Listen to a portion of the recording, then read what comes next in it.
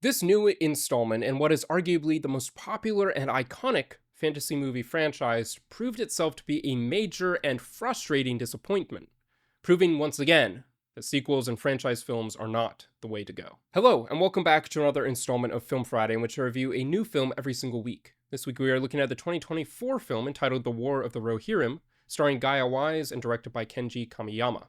Let's get into it. The story is supposed to be based upon Tolkien's Tales of Rohan and the appendices of Lord of the Rings. It is set almost 200 years before the events of the War of the Ring, which is the main focus of the Lord of the Rings trilogy, and depicts the events of a war between the legendary Helm Hammerhand and a Dungling lord named Wulf. When Wulf comes to Edoras seeking the hand of Helm's daughter Hera in marriage, Helm and Wulf's father Freka become infuriated and enraged against one another and go outside to fight, in the process of which Helm accidentally kills Freka. Wulf is enraged by this and leaves to assemble armies of his own before returning to attack and attempt to conquer Edoras. Helm and his people retreat to their fortress in the mountains, where they settle in for a winter siege. Now, this movie has been accused of being a cash grab, and it well may have been, but more than that, it was a rights grab, if you will. What do I mean by that? Well, the project was fast-tracked by New Line Cinema and Warner Bros. In order that the rights which they held to Tolkien's work would not expire.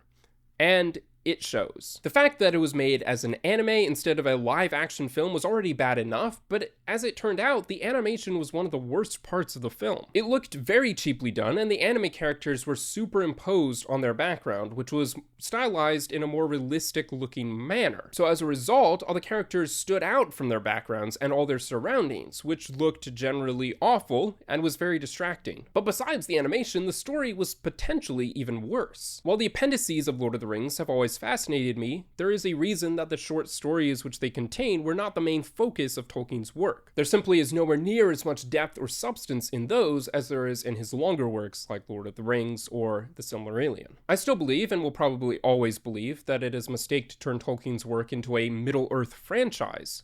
However, with that being said, I think there is enough material already written by him contained in those appendices to make some compelling films. Because the story and history of Middle-earth is quite interesting, but they didn't even do that in this case. Instead, they took the basic events of a moment in Middle-earth history and then focused the entire story around a basically made-up character. Yes, it is mentioned that Helm Hammerhand had a daughter, but Tolkien never even named her, and nothing more is known about her. So it was a stupid decision to focus on this character instead of Helm, who I would have been much more interested in seeing as the main character. Also, the name they came up with for his daughter was taken from another actor who had worked with Peter Jackson on an entirely different movie, an entirely different franchise, that movie being Mortal Engines. And while that's not objectively a bad thing to do, it just seems silly and pointless. There were also numerous canonical breaks and inconsistencies with the actual history and lore of Middle-earth. For instance, there's this moment at the end of the film when Hera explains that the Hornburg Fortress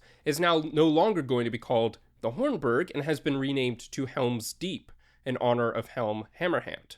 So you got some nice name dropping there, linking us back to the Two Towers and Helm's Deep, which is featured in that movie and the Lord of the Rings trilogy as a whole. Now, the issue with this statement is twofold. Firstly, it is quite evident that the people of Rohan did in fact continue to call this fortress the Hornburg, because they do so quite constantly throughout the Lord of the Rings, both in the books and in the movies. Secondly, the reason they continue to do that is because Hornburg was actually the name that was given to the fortress in order to honor Helm Hammerhand, while Helm's Deep, as a name, refers to the valley as a whole, not the fortress itself. Before the fortress was renamed, and therefore during the events of this film, the fortress would actually have been called the Soothburg. The only parts of this that were any good at all were the voice acting, for the most part, and the music, which I thought fit into the larger world of Lord of the Rings soundtracks surprisingly well, despite having a different composer from Howard Shore, who scored the Lord of the Rings trilogy and most, if not all, of The Hobbit. But overall, the film was pretty awful, and doesn't even hold the spark of a candle to the works by Tolkien or even the films by Peter Jackson.